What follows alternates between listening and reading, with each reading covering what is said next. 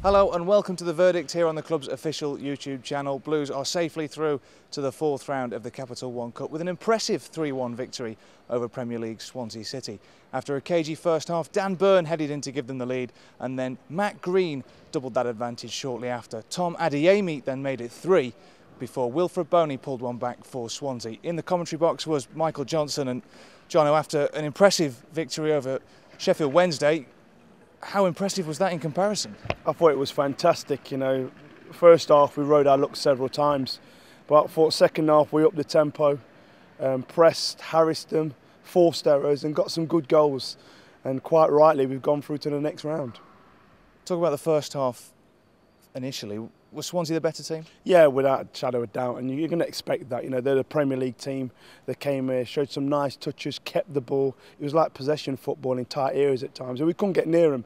And they could have gone in front. You know, they hit the crossbar twice. Dawley's made a couple of saves. We scored one off the line.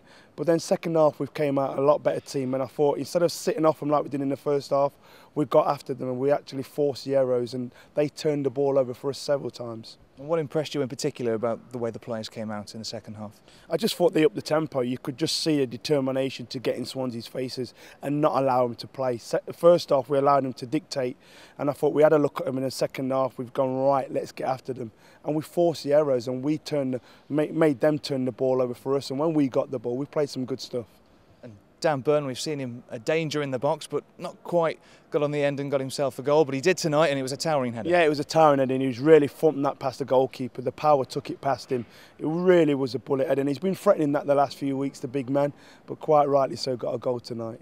Same goes for Matt Green. Been so unlucky with a couple of chances, but he couldn't miss that one. It was laid on a plate by Mitch Hancock. Delighted for Matt Green. You know, he's been one of them sort of players that is harassing, running down the sides, and he does all the work that you don't really see. But tonight he's got his goal, and as you said, it was a terrific ball from Hancock. And if that was the David Beckham, everybody would be drooling over that ball. He just had to go and finish it, which Matt Green did.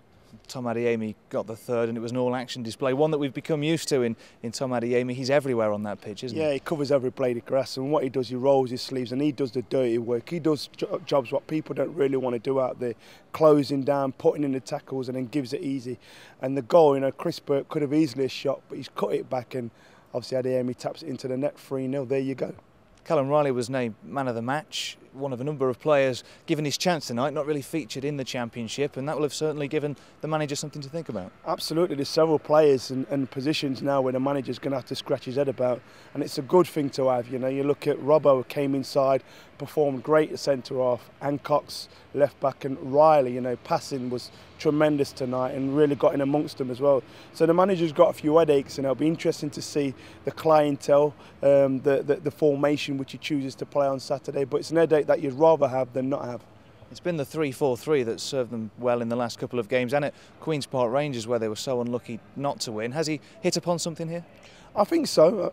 I think, you know, if you look at the last 2 games, you know, we've scored 7 goals and, you know, 3 goals tonight against what is a very good team, albeit that they left certain household names out. But, you know, take nothing away from our performance.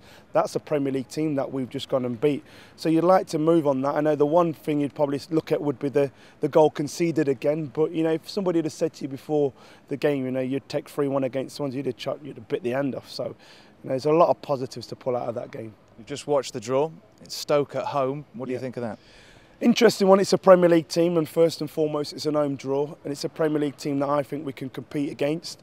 I'm not going to say we can beat. They are a difficult team, and they're playing a different brand of football.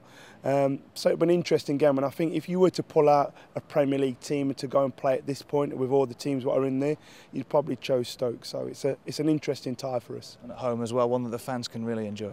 Yeah, and let's hope that they'll turn out. You know, we had 8,000, just under 8,000 here tonight. Great night to play football, and hopefully that will be replicated again when Stoke come here. Let's get a full house and turn out and get behind the boys. Thanks, John. Always good to hear your thoughts, and we'll be back on Saturday when it's back to Championship action. The Majestic Stadium is the destination for Reading away. We'll see you then.